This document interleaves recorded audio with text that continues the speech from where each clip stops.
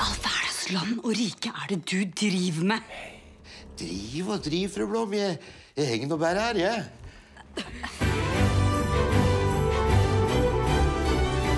Det er pappa som er nissen. Hei, hei, hei.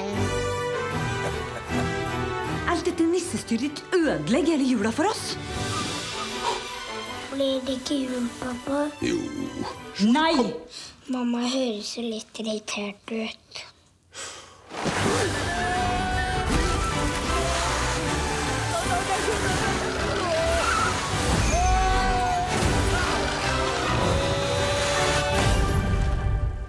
Hei, Snekker Andersen.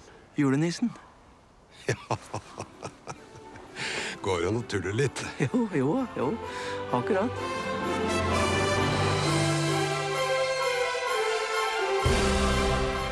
Om vi bytter nå, så går jeg åt unga dine, og du åt unga mine.